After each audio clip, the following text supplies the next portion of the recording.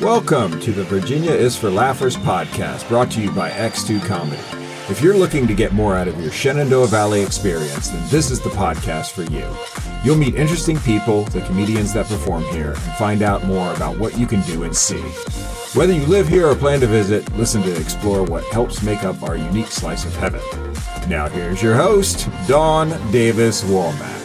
Hello, Laughers. I'm so excited to introduce you to Suzanne Dupuis and Sam Lambert from Escapism, a fully immersive original escape room experience in downtown Harrisonburg. Ready to put your skills to the test? Check out their Shot Collar and 3 Nights of Terror escape rooms. 2 more rooms are coming on board soon. Breathe and Toxic Attack. Rooms are private and have leaderboards where you can see if your team can beat others who dare to escape. Escapism is also available for private events and companies looking for a one-of-a-kind team-building solution.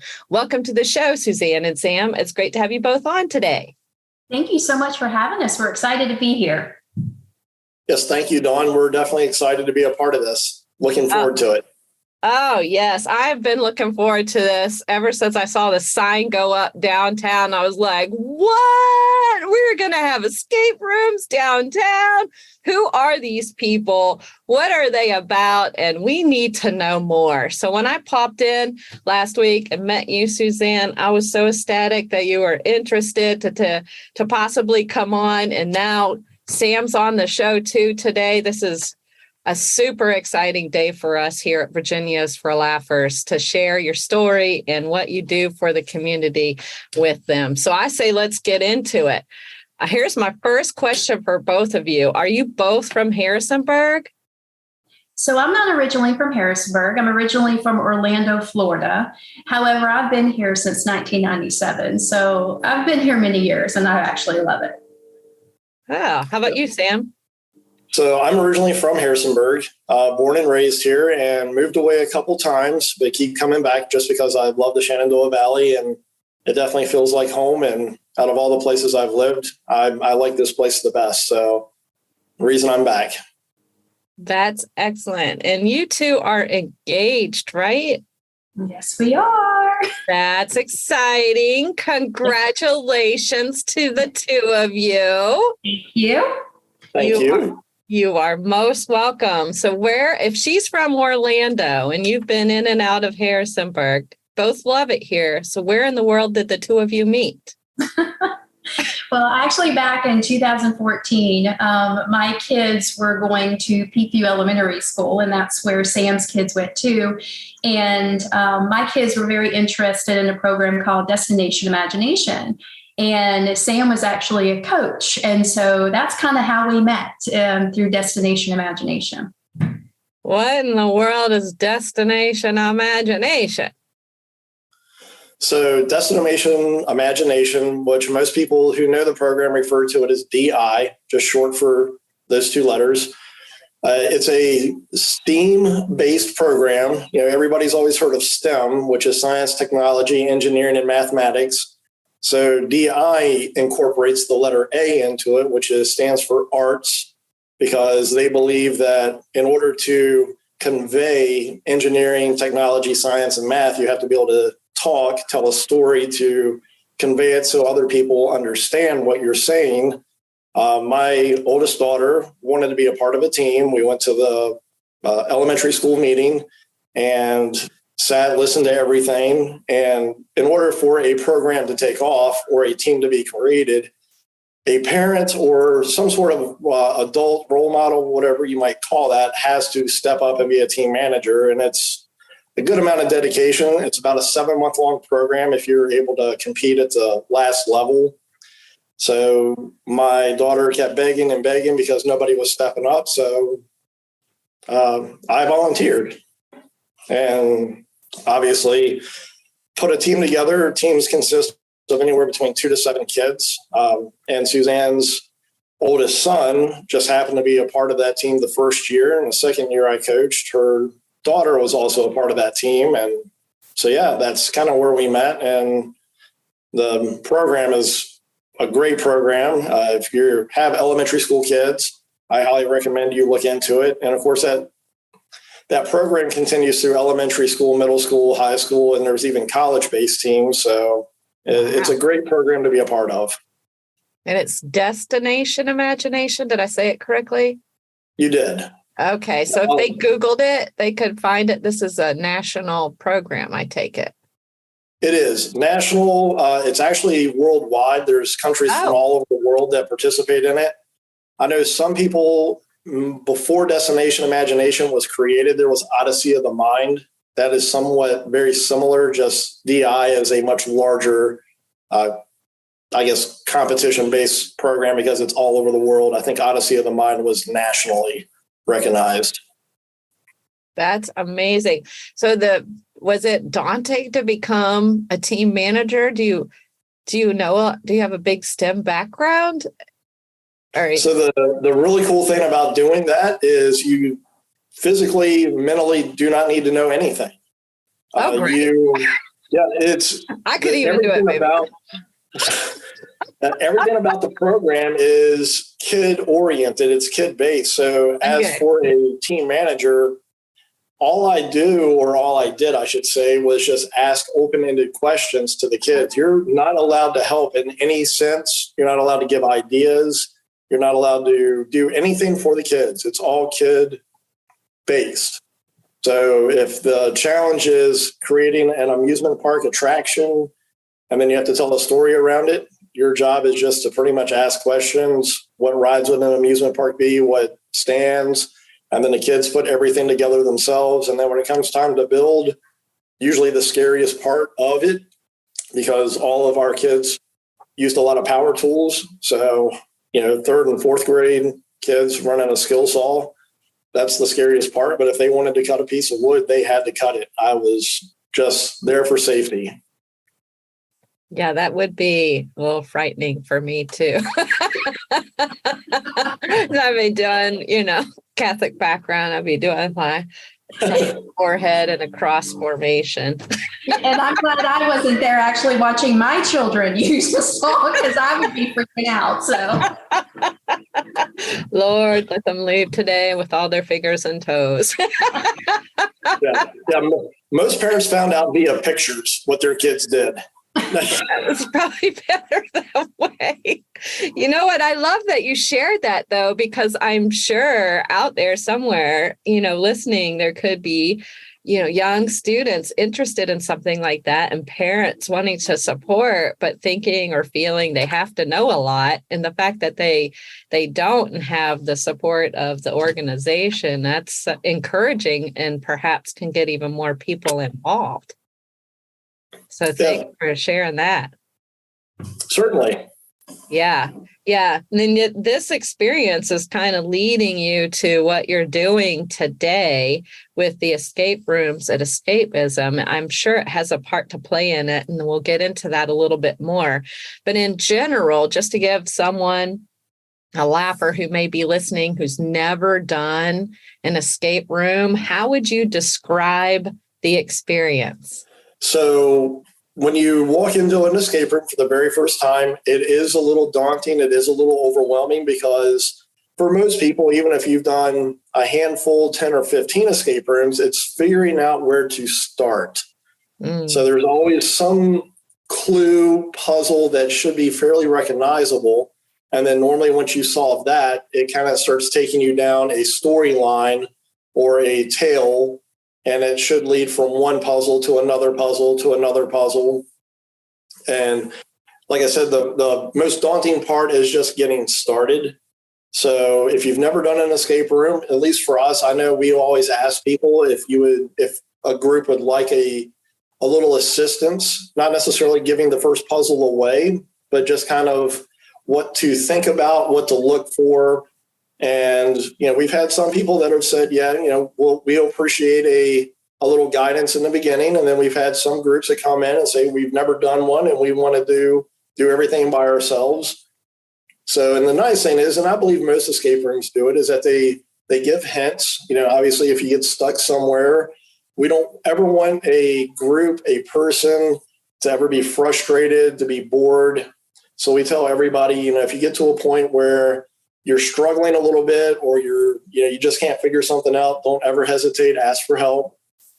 Our hints are never answer based. We'll never give you the exact answer that you're looking for. Our hints are still somewhat cryptic, so it still allows you to think through the puzzle to find the answer.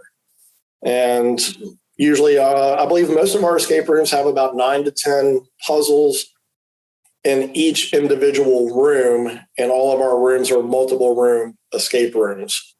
So minimum you're going to see is about 18 or 19 puzzles. You said multiple room escape room. So I just want to get my head wrapped around that. So let's just take one experience has multiple rooms, is what you're saying. Yeah. Correct. Okay. Okay. So that's part of the puzzle is going through these different rooms or solving it and escaping. Okay. That's fantastic. Why did you guys choose downtown Harrisonburg? Did you look elsewhere? Suzanne, you can go ahead. He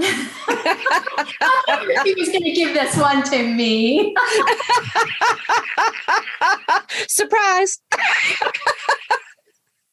So why Harrisonburg? Well, I mean, in all honesty, we always thought that, we just wish there's great things like the arcade and there's lots of restaurants and there's a lot of foot traffic downtown. And we kind of wanted to add a little bit more entertainment. So if people are walking downtown, they're going to restaurants. Oh, wow, there's an escape room, and so let's do an escape room. So we chose Harrisonburg, the downtown Harrisonburg, because it's just very convenient. There's a parking garage there, and it's just centrally located. So that is one reason why we chose downtown. So Sam, if you would like to add anything to that. So certainly. So when we originally thought of the idea, we looked at other places. We looked out by the mall. Obviously, you're looking for real estate that has good visibility, and it came down to it where we wanted to be a part of a destination and not the actual destination. And we knew that downtown Harrisonburg has grown. The Downtown Renaissance program has done great things over the past 5-10 years. It's really, really revitalized downtown. And like Suzanne said, there's things to do. You have the regional library, you have Cat's Cradle, you have a bunch of great restaurants downtown, local food, Ruby's Arcade. But then when we thought about it, there's, because we've always done it, we're adults, we like to go out, grab dinner, and then what else is there to do? And it's either one, go see a movie, go to Ruby's, go to a bowling alley. And it's like, there's just not really a whole lot else as a activity-based venue where you could go have some fun. So we thought, why not be centrally located in downtown where a lot of activity is already going on? I think that was genius, by the way. And where are you located? I'd love for you to describe that. I know, but if you all could share that with the laughers, that'd be great. So we are at 29 West Water Street. So we are very close to the parking garage. If anyone is familiar with the ice cream place. Or you get gelato.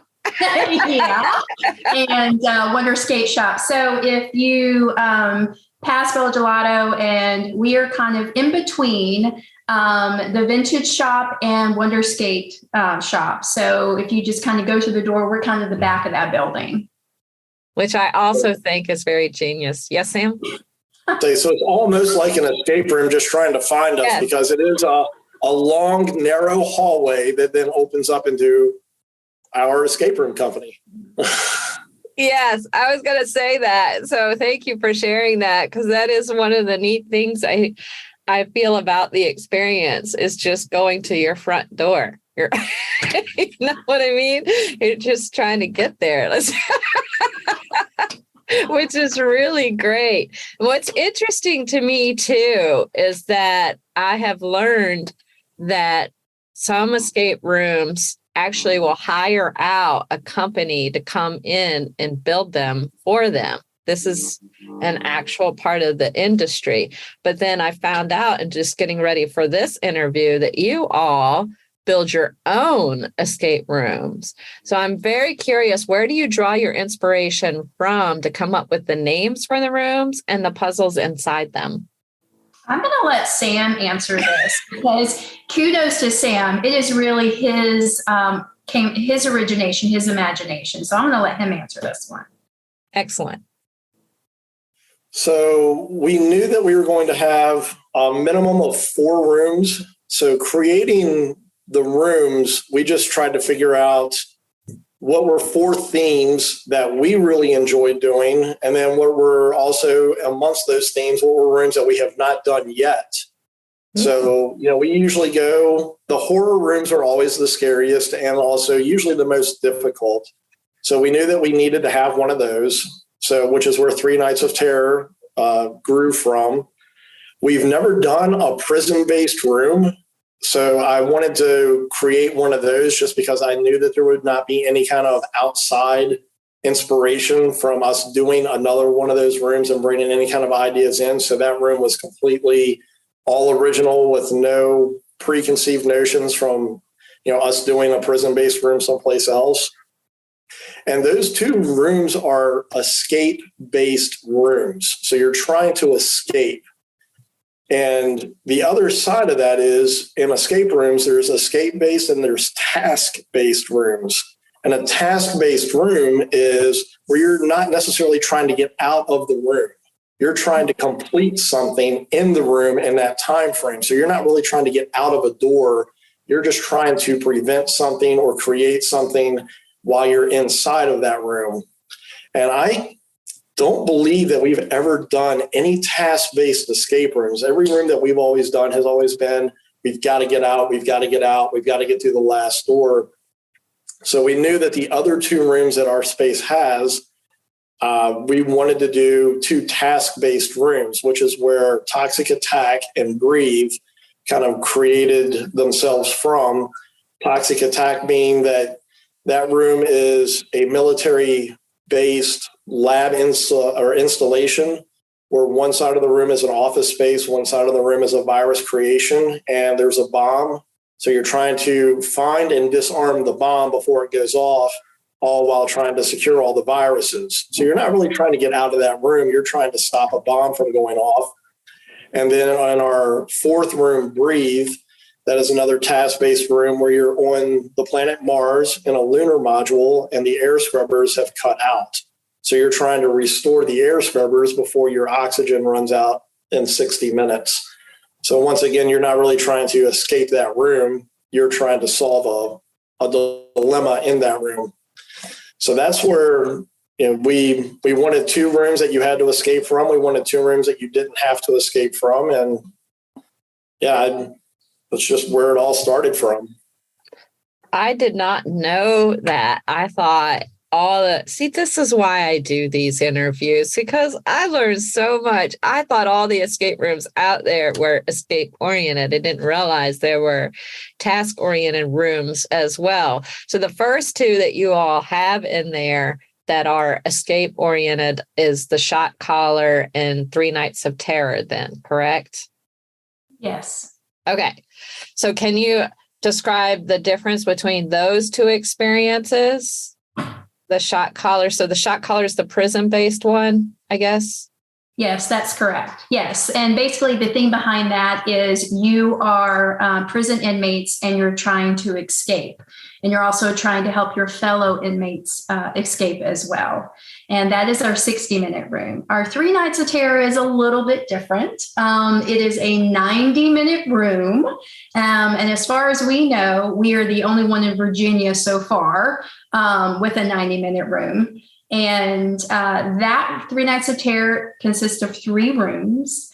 And it's basically, if you think about people's fears, okay? And you go in one room and you have to try to get out into the other 2 rooms. So the difference between the 2 is Shot Collar has a lot. And Sam might want to jump in on this one. Sam, you want to talk about the different generation and explain the difference between Shot Collar and 3 Nights of Terror? Certainly. So in escape rooms, you have as of right now, there are 3 different types of escape-based rooms where it comes to talking about generations of technology. So generation 1 room is a lot of locks. Well, it's solely based on mechanical locks. So combination lock, dial locks, spin locks, but everything is mechanical. Generation 2 generation 2 room usually involves some sort of electromagnetic stuff that holds things shut. You will solve something and then a door will pop open based off of an electromagnetic lock that holds it shut, or a drawer will come open. And then a generation 3 room uses a lot more technology, so sensors. And there's dozens and dozens and dozens of these new sensors that have come out for escape rooms. So you have temperature sensors where if something heats up or cools down, it'll trigger, sound decibel sensors, touch-based sensors. There's a lot of stuff out there. So all of our rooms are generation 2 rooms, with the exception of 3 Nights of Terror. That is a generation 3 room. And we try to incorporate more technology into that just so we could offer a completely unique experience with the 90 minutes, the 3 rooms that you have to go through, hence the words 3 nights, and then the over-the-top technology in that room. Wow. Is the 3 Nights of Terror super scary? I mean, someone has nightmare problems, for example, asking for a friend. I think it's super scary. We have a lot of our customers will ask about it too. And they feel like, I think they're afraid it's more like a haunted house where things are going to come out and touch you. Nothing comes out and touch you. It does get dim in there. Hence it gets night and day. There's a night and day cycle. So it does get dim in there, and there may be some jump scares and there's some noises.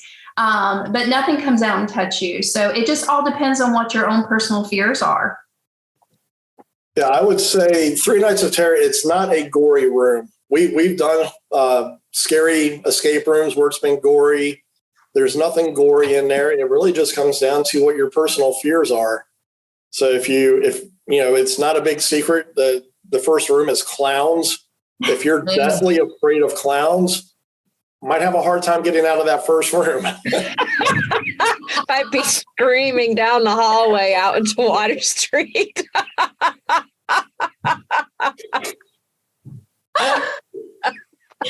Just some gelato to cool down. How many people can do an escape room, and a maximum? What is that like? How do you all work that? So for shot caller, minimum is 2. And we have designed the rooms for a maximum of 6 people, just because we want to make sure that everyone is engaged. It seems like sometimes when you do have a large group of people, sometimes people tend to kind of stand off to the side, and we want to make sure that people are really engaged in the room. So that's kind of why it was designed for a maximum of 6. However, we have had groups of 8, 10, and even 12. And the group of 12, we explained it for room issues, and we want to make sure everyone's engaged. They did not care as a family. They didn't mind just being all together really close. So they came in and they had a blast. And that was very, very fun to watch. When it comes to the 3 Nights of Terror, our minimum is 3. And about probably 8 would be our maximum, although we have 6 on our website as far as our maximum. You probably can hold about 8 in there, and everyone would be engaged in the room.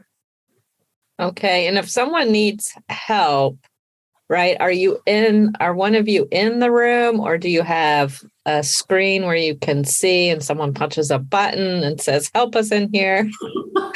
How does that work? We're not physically in the room, but we have a monitor. We have a game master room, and that's where we have a TV where we can see and hear what's going on in the room. So, and then they can just ask for hints through an old-fashioned walkie-talkie, or just ask questions, and we're there to help them if they would like some help. That must be entertaining to watch these groups go through sometimes. Oh, it can be, and it can provide a lot of laughs too. Of course. People have a lot of fun. I'm wondering too, since you guys build these rooms yourselves, where do you draw your inspiration from to come up with the names for the rooms and the puzzles in them? So the names, I hate to say it, I mean, the names just kind of popped into our heads. I really don't know how we came up with them. I don't even know if we discussed a bunch of other names and just deduced it down, or if it was, this is the name of the room. But the build outs for them, we start with a very large white sketch pad. And so for the escape-based rooms, we knew that we wanted to come out of the door, and we knew that where we wanted to start. So it was just a matter of connecting puzzle after puzzle after puzzle and figuring out what was unique, what was fitting, because with any good escape room, it has to fit the theme, and you have to stay inside to make sure that the immersion feel like that. We want everybody to feel like you're legitimately inside of this room. Like if you're legitimately breaking out of prison, what would you need to do? What would you find? What would help you? So we wanted all the puzzles to kind of correlate with that scenario, because, you know, you can create a very, very good puzzle, but if it doesn't fit their specific room or the specific scenario, you just got to be able to have the courage to say, I'm walking away from it, even though I might have spent 3 or 4 days designing this. I've got to walk away. We'll file it away, and maybe we'll use it in a future room or figure out a way to incorporate it somewhere else. So that's always been my toughest challenge, is creating something that you think is really cool, but it just doesn't fit. Mm-hmm. So, and then having to walk away from it and hope that you can figure out some place to use it down the road. So that's always been a challenge. But creating the puzzle flow and creating the puzzles, it just kind of came natural for the 3 rooms that we shot Collar, 3 Nights of Terror, and we're pretty far along with getting Toxic Attack ready to go. So those 3 rooms, the puzzle flow came fairly natural and just laid itself out in front of us. So it wasn't really tough. So I know with Toxic Attack, I want to say Toxic Attack, it's been a little bit more of a struggle, because this is the first time that we've ever done this, and we were not sure how well Shot Collar or 3 Nights of Terror was going to do, since we have never done anything like it. We're like, all right, well, are the rooms going to be way too easy? Are people going to walk out and say, really, we just paid money to do this? And that's always a big fear when we first opened. And then after the feedback we've gotten, the people that have come out and said it's probably one of the best rooms that they've ever done, the bar has been set. And Toxic Attack now has been a little scary on the design side, because we wanted to make sure that it lived up to the same caliber that the first 2 rooms that we've done are. And we didn't, I mean, I hate to say it, we didn't really know what we were doing when we opened those 2 rooms. So now there's a preconceived, like, hey, this needs to be just as good as that. And I kind of have an idea of what we're doing now. And I just hope it lives up to that same caliber of a room. So. Wow. So in talking with both of you today, I'm hearing, we've never built these kind of rooms before. Is there some experience with escape rooms prior to this business and building them? Not as far as building. Why we got in this business is because we love escape rooms ourselves. Okay. So, but as far as experience with designing escape rooms before, no. But I have to give kudos to Sam, because it is really his mind and his creation. So Yeah, it's really exciting that you do this and you build them out of your own inspirations to put them together. What is the installation process like to put in a brand new one? Like, how long does it take, and what do you have to take into consideration when you're putting them all together for the public to enjoy? So you need to have A to Z figured out. So the puzzles, every puzzle A to Z, and then you need to figure out, so you sketch out an entire room and where every one of those puzzles will go in that room. So our biggest hurdle was building 3 Nights of Terror.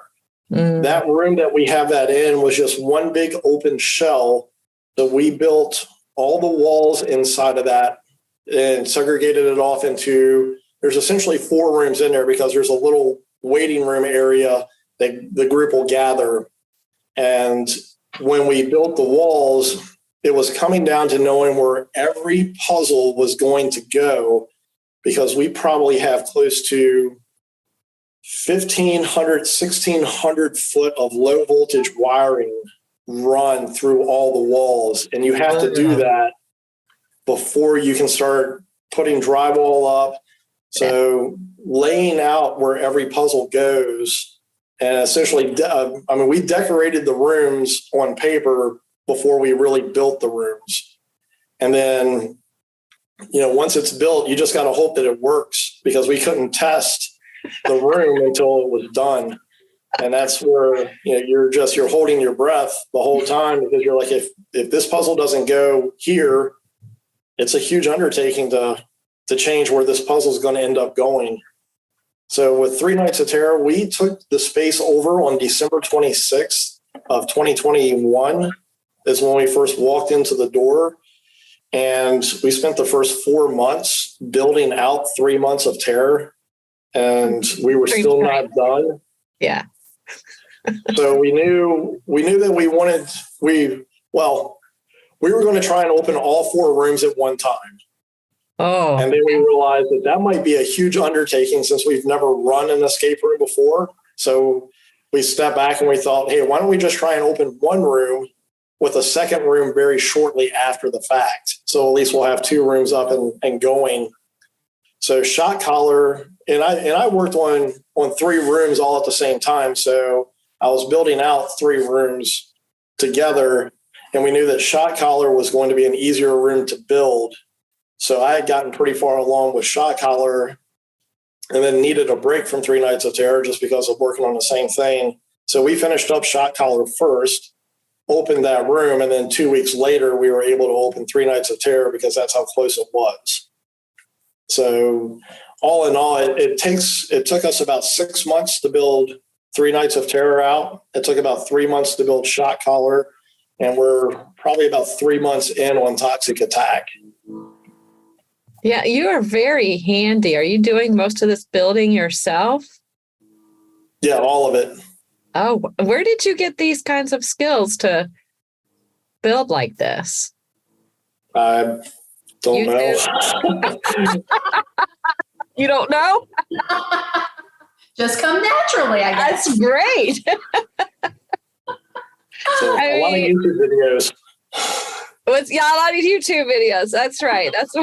That's the YouTube University. That's where we're all going right now. That's really great. Yeah, you have these 2 new rooms coming. Toxic Attack, it sounds like, is well on its way, and Breathe is next. When will they actually be in where we can experience them, and what kinds of challenges can the laughers expect to encounter in these 2 new rooms? So fingers crossed, we're really hoping that Toxic Attack will be open hopefully in about 4 weeks or so. Like I said, fingers crossed. And when it comes to Breathe, we're hoping by the end of the year. So, we have this idea that we're going to open it by this time, but sometimes things just take a little longer, which is kind of like our whole idea is we thought we were going to open a little bit earlier than June. And no, it took a lot longer than we thought, which is okay. So our hope is Toxic Attack in about 4 weeks or so, and definitely Breathe by the end of the year. Wow. So going into 2023, you're going to have all 4 rooms open. That's our hope. And then we do have enough space for a 5th room. So our goal is to open our 5th room sometime next year. Oh, this is so exciting. Do you want to give any hints or reveal the room yet, or you want to hold on that? I think we might hold on that for a little bit. I mean, we have a very, very creative idea for that room. Okay. We're hoping that it works, but we don't want to give anything away quite yet. Okay, good. I like that. So that means they have to get in there and experience this and stay tuned and follow you. It's not just available, these escape rooms for individuals and families. You also offer it to companies that can book your escape rooms and for a team building experience. I'm curious, in your opinion, why do you feel this experience is so great for companies to build their teams? So when you work with a group of people in an office space or a corporate setting, or even in a school per se with teachers and stuff like that, normally you try and make friends while you're at work. You don't ever go into a company with your friends.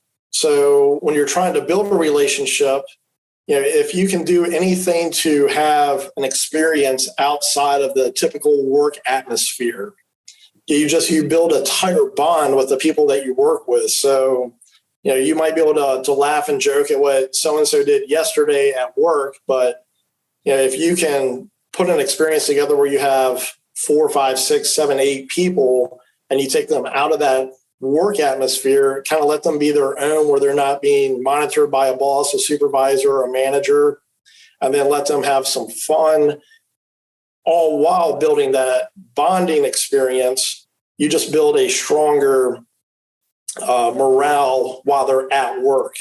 And, a high morale will allow you to hold retention a lot farther in your office space or your company, because if you have, people who are not happy there, or people who, hey, I don't like Debbie over there, she's always on my nerves. Well, maybe you need to find a way to build that relationship with Debbie or so-and-so. So as long as you can get a group of people out, we're $29 per person. I think for a company to invest $150 or $200, it seems like a minimal investment to have a tighter bond with their coworkers, and hopefully give you a higher production from them while they're at work. And the best thing about it is the team building atmosphere, doing an escape room, it makes you use communication. You have to be able to talk to everybody else in the room. So if you're over there solving one lock and I'm over here solving another lock, we need to know what we used in order to solve those problems. So we have to be able to talk. There's communication based. It opens up creative thinking. So depending on what you're doing for work atmosphere, if creative thinking, you need to have problem solving skills. So, all those ideas come into play for an escape room, and it builds on that when you go back to work. You can always do a team building activity by going bowling, but that's really, you're not team building there. You're just out having a good time, where you're not having to talk with everybody else that you're there with. You still have your own little cliques that maybe, I'm going to hang out with Joe and you're going to hang out with Bob, and we're not going to really participate together because we're on 2 separate teams. Or at least with an escape room, you're almost forced to communicate with everybody in that room. And it's always a good experience. Everybody comes out laughing. Everybody comes out having a good time. So we think it's highly productive for groups to come in and do it. And the nice thing is that we know companies and organizations, most places are open 8 to 5 or 9 to 5, 9 to 6, something like that. So our hours are 1 p.m. until 8:30 p.m., but we can always arrange for an earlier time slot to accompany or incorporate businesses' hours. So if you wanted to come and do an escape room at 9 a.m. in the morning before your group A got started at work, and have them back to work by 9 or 9:30, or 10 or 10:30, we could obviously do that to facilitate the business. So we're very flexible when it comes to team building because we believe in it. That's really amazing. So they can book after hours on the weekends too, or are you? Correct. Yeah, we have Saturday and Sunday hours. And the best thing to do, our website doesn't allow that, but the best thing to do would just be to give us a call, and Suzanne can schedule anything in and open up rooms and stuff like that for those companies. Okay, great. And then you also offer your escape rooms if somebody wanted to have a birthday party type of event. How does that actually work? Can you share with us, Suzanne, a little bit about that? Sure. And we've actually had several groups where it would either be an adult's birthday or a child's birthday. And it's good to know ahead of time, because what we do is we just put something just a little bit special in the room that they kind of discover while they're solving some puzzles. So it's just a little special added touch that we do for the birthday person. And same like the companies that are interested in booking you, they should call you to make those arrangements for the birthday party type events also? Yes, definitely call. And one thing I wanted to add about the companies and team building is we've actually had companies where, because you can only fit so many people in the room, they've actually had competitions. And so of who can number one get out, or who can get out the fastest. So it adds a different level of fun to that as well. So it's been a lot of fun to watch companies trying to compete, the groups compete of who can do it faster than the other.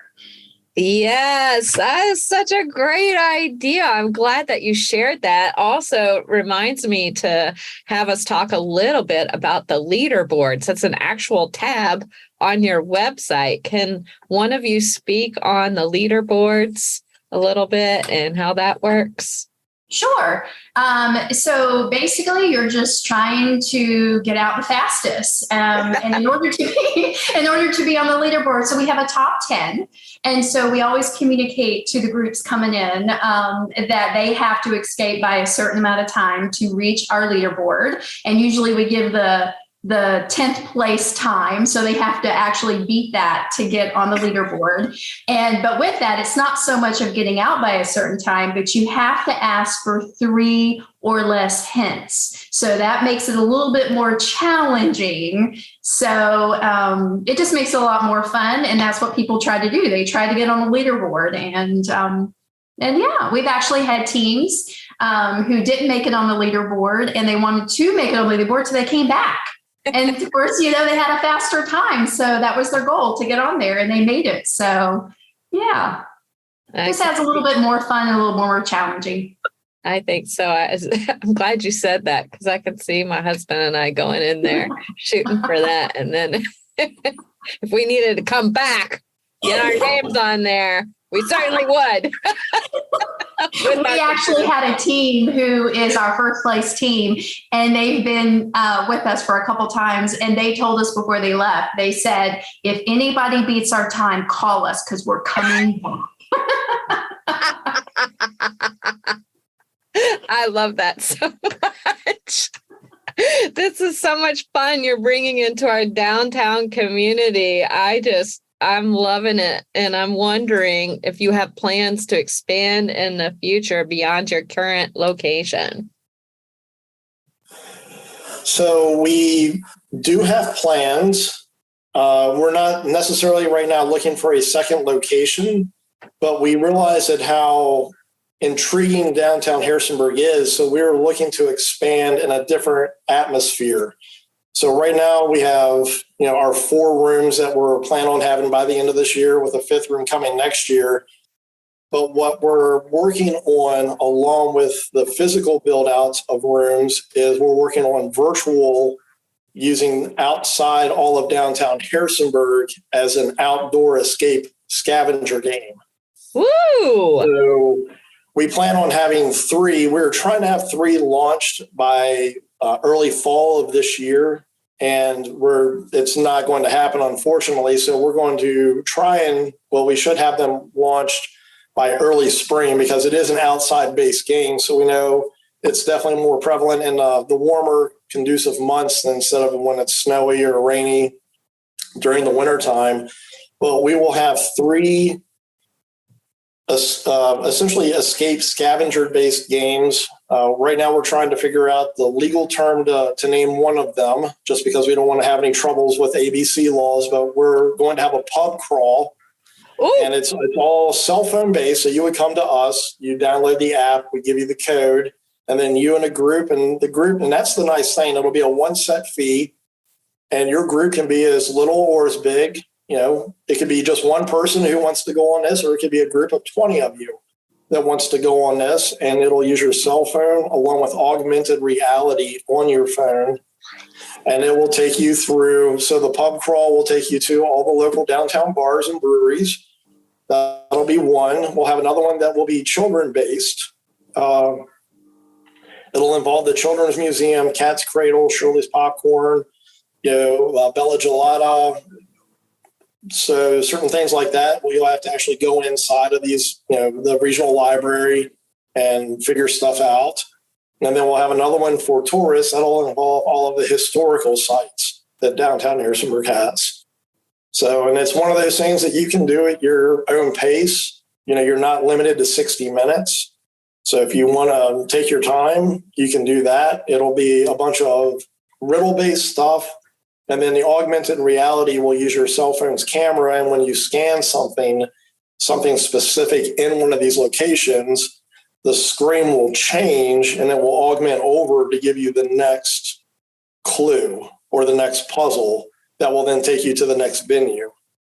And we've been around, we've talked to a bunch of the businesses, the locations. They're very excited because obviously we're driving more customers to their businesses. We're driving more people to these sites. So, and we're just opening up the door to more people to experience downtown Harrisonburg. That is so great. Maybe I should send them to an X2 comedy show.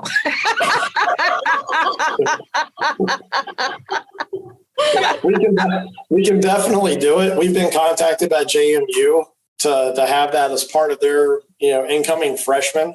Yeah. So JMU is looking for us to do something where it involves like all the spots for that they want the freshmen coming in to be able to experience all the different places on campus and learn about it. So, it's the limits are endless with that possibility. I mean, we can do anything with that. Yes, because we do have shows at Court Square Theater. Just saying. She's just putting that out there. With your creative self, Sam. Oh my gosh. Well, that is super exciting. I'm looking forward to that coming online. This is really providing a much more interactive, activities-based experience for people that come either live in the area or come to visit our area. And it was very much needed to have this kind of business. So I'm thankful for the two of you to put your time, energy, love, and passion into what you're doing. So as we wrap up here, can you share with the Laughers how they can follow Escapism on social media or otherwise to get more information? Sure. Well, we obviously have a website, www.escapismva.com, but we also have Facebook page as well. So they would just have to find us, Escapism Escape Rooms. And that's where we we have groups that come through and we take pictures of them and everything. So we definitely post and we try to add some funny little comments to them as well. But as far as any updates or anything and future rooms opening, that would be the place on our Facebook page for them to follow us. And we will be giving updates for that as well. So we do have an Instagram as well, and that's where we post our pictures. But Facebook is where we'll definitely have any updates for our future rooms. Excellent. Laughers, we'll be sure to put that information for you in the show notes as well. And thank you, Suzanne and Sam. This has been super fun to learn more about all things escapism in downtown Harrisonburg. I love escape rooms. They are so much fun, and it's so exciting that we have one right here in our city. It's been great speaking with both of you today, and I'm looking forward to checking out all your escape rooms. And now the VR experience that's coming down the pike. That's also very exciting. So thanks again for coming on the show today. Thank you so much for having us. We really appreciate it. It was a lot of fun. Yes, thank you, Dawn. We're definitely grateful to be on, and we look forward to seeing all of your laughers in our rooms. And yeah, I mean, we couldn't be happier with what we're doing, and we're glad that you're a part of it now. Me too. I feel like I'm a part of Escapism family now. I Welcome. Yay. Laughers, you can get more information and book your escape room, a company team building, or private event by visiting their website at escapismva.com. That's escapismva.com. Remember them also if you need a unique gift, because you can purchase a gift voucher and give in a fun experience gift with memories that last. We'll be sure to put all their info in the show notes as well. And of course, lastly, and most importantly, thanks for tuning in, laughers. Out of all the podcasts out there, you picked us, and we think that's pretty darn special, just like you. Until next time, keep smiling. Bye. Thanks for tuning in to this episode of the Virginia is for Laughers podcast, brought to you by X2 Comedy. We'll be dropping a new podcast every Wednesday at 4 p.m. Eastern Standard Time, so check back for another uplifting episode. Come to an X2 Comedy show or let us bring a show to you. To find out more, head to x2comedy.com. Be sure to share us with a friend. Until next time, cheers.